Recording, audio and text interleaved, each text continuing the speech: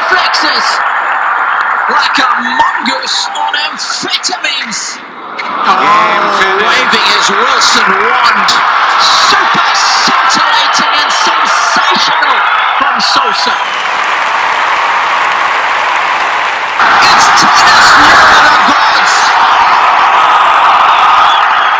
No mortal may approach. Welcome back to Tennis Near the Gods. I'm Alex. I'm joined alongside my brother Nicholas. And we've been out for a while, but we're coming back at you guys with a preview for Indian Wells, the ATP 1000. And the draw is tantalizing. You have Djokovic headlining it as your 1. You have Nadal as your 2. Fed comes in as your 4. And the potential matchups in this tournament are unbelievable. We're going to go from the top of the draw on down, and the first thing that catches your eye is you have Djokovic with your 31 seed of Nick Kyrgios for a third round match. This is a draw of 128. Indian Wells and Miami are both draws of 128. So right off the bat, but you might not even see that. I mean, I've got Pierre Herbert upsetting Nick Kyrgios. I mean, again, you never know with Nick Kyrgios. We've been out for a while. Nick Kyrgios won Acapulco the 500, and it was clear from his first round match there that something was different. He was actually moving. He was competing. He beat Seppi in his first round. He posted something on Instagram like, this week is different. This week is going to be different. And it sure was. I mean, the guy was in some dark places, as he refers to. And he had dropped to his lowest ranking. Going off of what you see in Acapulco, you have to say, yes, Kyrgios definitely gets by his Pierre Herbert. Because that power, I mean... But I don't necessarily trust that you can just go off of... Nicholas, again, as I said, who knows? He's the juggernaut. So that it's almost impossible to say, but I think he will see Djokovic in the third round as he saw Nadal in the second round in Acapulco. Okay. And he'll go, I want that match. Yeah. And I think he does want it. He will get that match. And again, Djokovic is the clear favorite to win the tournament. He produced the tennis at the end of the Australian Open was jaw-dropping with the lack of errors that he had. He had like 5 and then 9 unforced in the next match, something like that. So putting up Kyrgios, who has beaten him in the past, and has the fire. Granted, it was not the Djokovic that we saw in Australia that he beat. Yeah, but I mean, he has the it's a very dangerous match. Has the firepower. Djokovic is definitely threatened. Has the firepower to punch holes. I think it's not his backhand side. It's too much of a shovel. I think Djokovic will just, again, fight his way through that. Djokovic, I have winning the tournament, so I'll get that out of the way. And the next seed, Guillermo Monfils, has been posting some incredible results, possibly some one of the best starts to that's not getting by Djokovic. So. No, I'm not saying it's getting by Djokovic. What's more interesting and what I would like to point out is that you have Marco Cecchinato as your 15th seed. The guy won 3 matches on hard court, I think, last year. What's going to happen this year? I think some people argue his swing on the forehand side's too big. He's just a clay courter. But that was the same thing that was said about Djokovic when Djokovic was coming up, that his forehand swing was too big. I mean, these guys can adapt. But he has. He got to the semis of the first tournament of the year on hard. Again, as I said, but it's consistency. Of course. And the first tournament, he had a bye first round, if I recall correctly. Possibly. But he beat...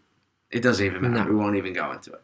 But that is going to be... And it was a 250. This is a 1,000. So apples and oranges.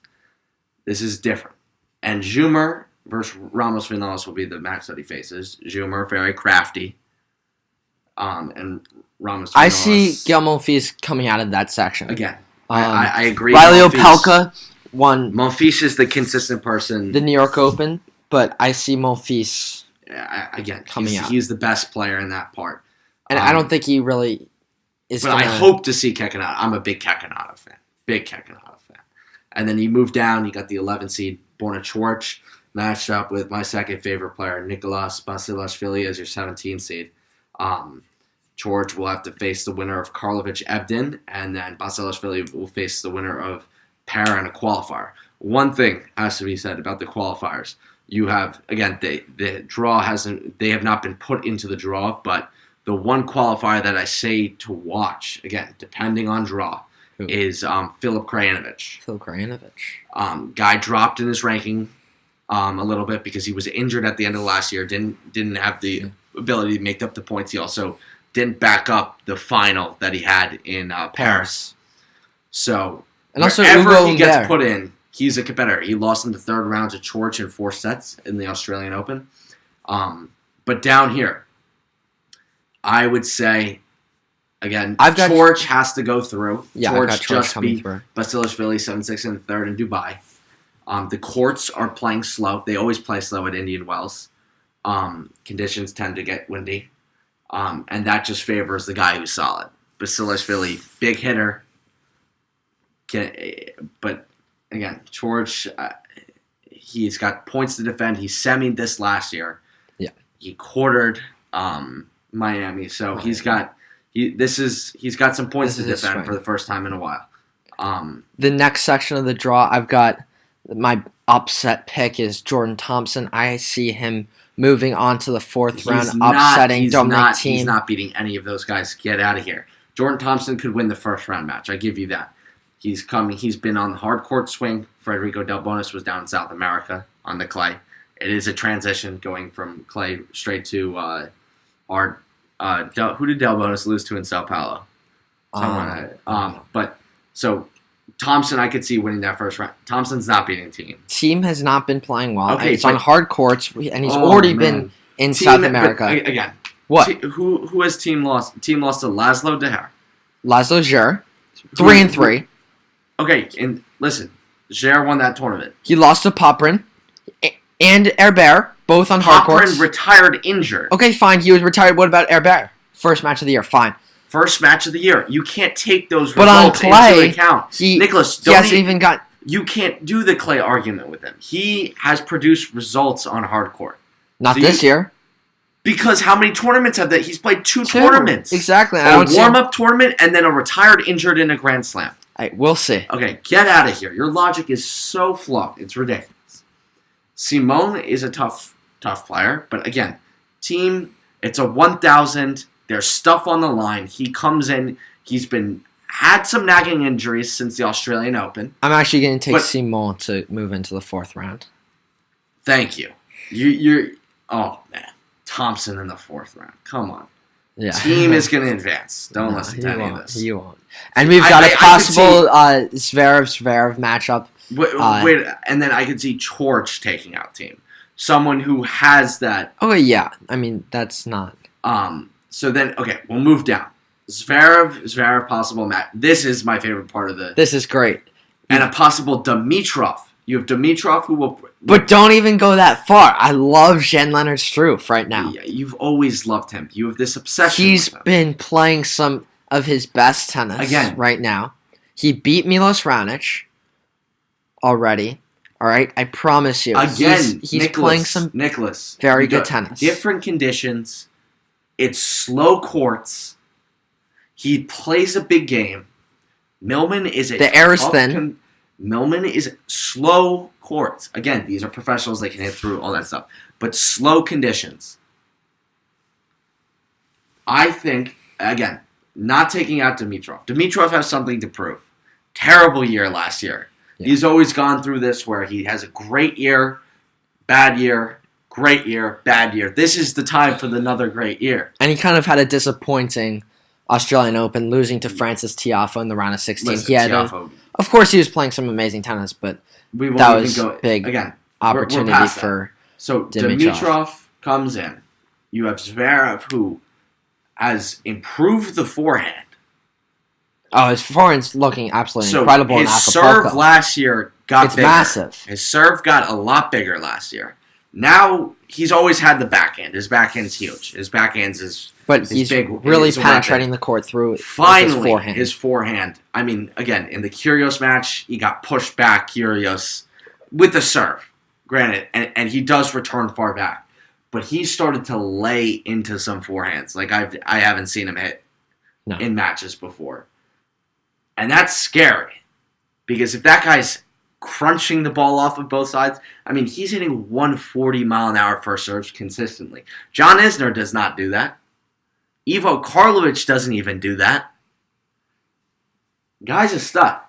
Who would you take, Zverev or Dimitrov? And he's the king of 1,000. Who would you take, Zverev or Dimitrov? Zverev, hands down. Zverev. Hands down. Too much. He's going to, again.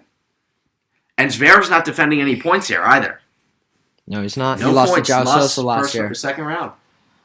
So this is a good tournament. King of 1,000 Zverev. That's my new nickname for him. No Grand Slams, King of 1,000s. And now in the next part of the draw, you've got Milos Raonic. But this is the thing, too. So Raonic, it's got to be your favorite to come through. Diminor's a scrap. Raonic just firepower would overwhelm him when you get to that point. If Raonic makes it to Zverev, which I believe will happen, these are the matchups where Zverev gets in trouble, where the guy has enough oomph behind the ball to push him back and he goes into a shell of himself. Yeah. Where he's not getting that same aggressive play. He got some he had some offensive opportunities in the Kyrgios, but Kyrgios took away a lot for him. And that's what happened in the Australian Open round of 16. Australian Open, he played F tennis and Raonic was on fire. So yeah, that's what happens. That's right. Again, but I think Zverev will avenge that. I do. So you move down. You got Stefanos Tsitsipas, your 9 seed. Nice stuff with your 21 seed, Roberto Bautista Agut. I've got Tsitsipas moving through on. this. The guy's just a winner. He's a winner. He is. He finds a way. It's awesome to see. He lost in the finals to Fed, who picked up his tennis in Dubai. Mm-hmm. But Tsitsipas has found ways in matches where he had no right. Like the Monfils match, should not have won that match. He was almost down it. He's facing break points, 4-all in the third or something like that. Guy finds ways to win. Really great game. Again, matched up I think Roberto will face him in the third round. It's just not a great matchup for him. The inside out to Roberto's flat backhand. He's got a big serve, plays very aggressive, comes through the court.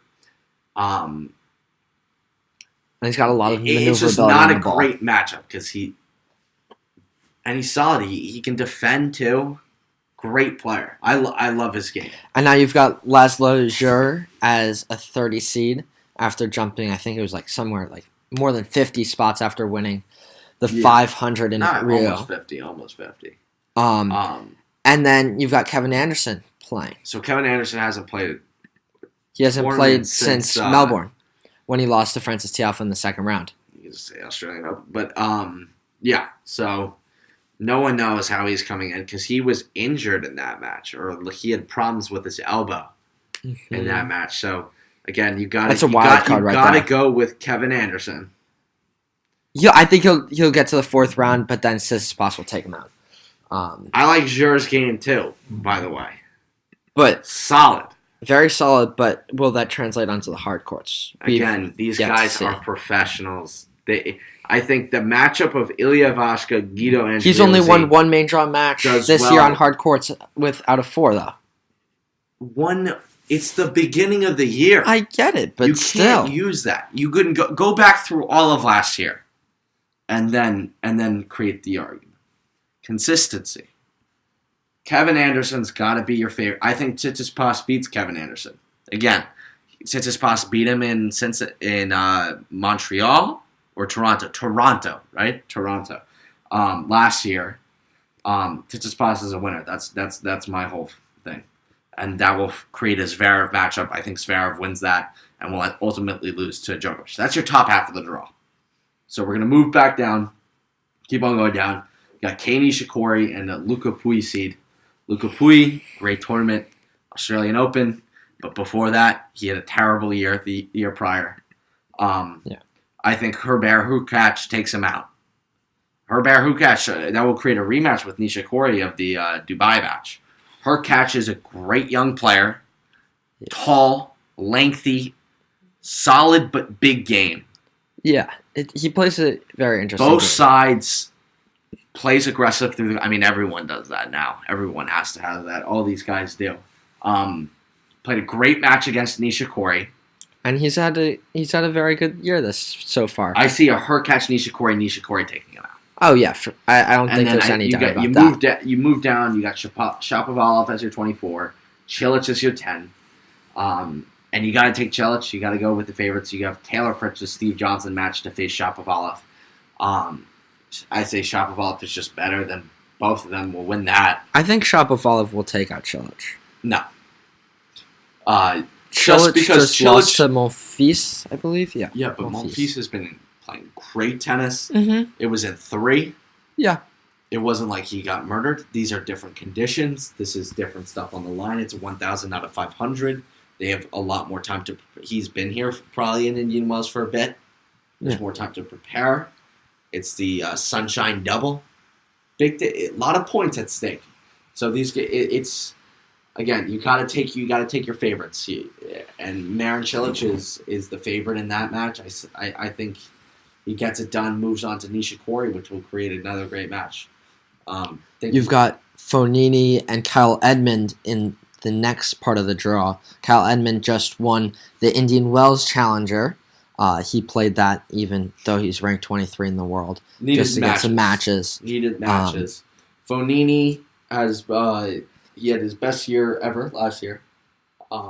He's coming into this year. He lost in the 3rd round right to Kei Nishikori at the Australian Open. So and his last 3 matches though, in Cordoba, Buenos Aires, and Rio, he's lost. So he's definitely not in the same form as last year. So I don't see him getting past Kyle Edmund. We'll see with the qualifier. You never know with Francis Tiafoe either. Francis Tiafoe could come through. He hasn't been playing well since the Australian Open. He struggled a little bit, losing second round to Jason in John. New York. Second round to who did he lose second round to in Del Rey. Mackenzie McDonald in Acapulco and Daniel Evans first round. In no, but that was second round. Del Rey. No. So, yeah, we'll move down to Martin Fucsovics and Roger Federer. But before that, you have to look at Stan Wawrinka is sneaky coming in at that 92 spot. And he's playing Daniel Evans, though, which is a very, very tough opponent right there. That's a tricky match. Sneaky part of the draw. The qualifiers came in. Yes, the qualifiers have come in. That is a sneaky, sneaky part of the draw to face Fed. Very sneaky. Because Dan Evans played a tight match with him at the Australian Open. Very high level of tennis.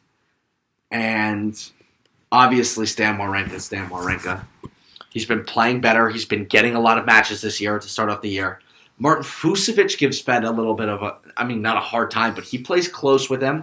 He's got a lot of firepower, so he can hold serve. I think whoever wins the Stan Wawrinka Evans match is going to move on past Fucsovics. I would not put it. Fucsovics is a very good. Fucsovics is one of my favorite players too. Again, I don't see any of them beating Fed. Fed looked great in Dubai. He struggled a little bit earlier on, but he dropped a couple sets. Found rhythm. And he found a way, and then he... Not finding a way. He was always in control.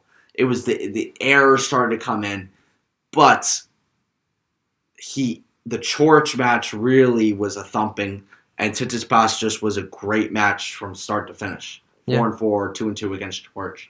Revenge you move match down. From the Australian Open. Isner, Guido Pella.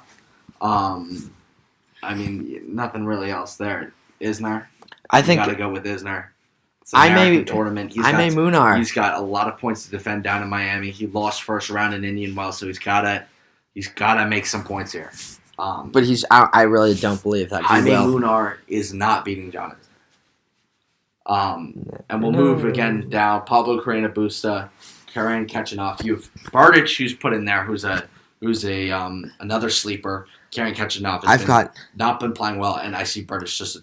I've got Berdych going through this entire section of the draw, beating Pablo Carreño Busta. I think this is the tournament for Berdych. And I see Berdych getting past either John Isner or whoever he plays in the fourth round into the quarters. I see him in the quarters. And then you move down And this is where, again, the draw gets very interesting. Again, so you have Daniil Medvedev, who plays the winner of Mackie Mack and João Sousa. That's a very good first round, by the way. Daniil Medvedev's been in form. These courts will help him. He just lost to Ricardo Brancas, which was a tough loss. This is where Krajinovic even got put in. So Krajinovic, I would have say, beats Goffin. Don't count out Misha Kukushkin. Misha Kukushkin. I mean, what? I'm telling you, I take Krajinovic. He just finaled Marseille. He's playing some great tennis. It is outdoors, but still, I think it's different important. Conditions. You have to keep in mind different conditions. Krajinovic, I say Krajinovic, Medvedev, but this is where, again, Diego Schwartzman against Nadal, hopefully in the third round, which is awesome match. Awesome match. I say Nadal will take that. But sure. I say the Medvedev-Nadal match will be fun to watch. I think I could see the guys who are returning 20 feet behind the baseline on hard courts. Getting Nadal torturing him, standing that far behind the baseline. No, I don't think so. Torturing him. Yeah, first the serve, like with the new serve, definitely. It's not the new serve. What? The guy is a professional push, has been a professional push, almost. Sliding the balls through the court. He hits the ball very big. His forehand is so wacky. I think Nadal's ball could climb on him a lot. And if he's standing that far back in the court, Nadal is going to whip that ball from corner to corner, angling him. He is not going to... I don't think he might... He probably won't break Nadal, but it's not going to be... All right, so all in all, semifinals. Who you got? I see... You've got to go with Nadal taking out Berdych to reach the semis. I've got Federer beating Nishikori, maybe? I have a Fedal. Semifinals. Yeah, you got to go Federer, and I got Nadal. Djokovic, Zverev. The top guys are going to move through. I see it. I know it's boring. Djokovic, Zverev, and Djokovic taking it all. Djokovic, he's got a taste of blood. This is his time. He's got to put his legacy begins now. He needs to go back into this domination mode if he wants to be considered the best of all time. Has to. Because it could very well happen. I know everyone's like Federer, but Djokovic has time, and the type of he dominates people. Like, none of those guys dominate like he dominates. I mean, in terms of big Nadal titles like that he wins per tournament, he's the best out of the big three. So he wins the most big titles. Zverev losing to Djokovic, Nadal beating Fed. Yeah, I don't see necessarily. Federer could be taken out earlier on. But yes, I've got Djokovic over Nadal. A rematch of the Australian Open final. We're going to come back at you guys with a recap of all of this, and we'll be previewing the Miami Open, the second half of the Sunshine Double. Thank you for listening. We'll see you guys. We'll talk with you guys in about a week.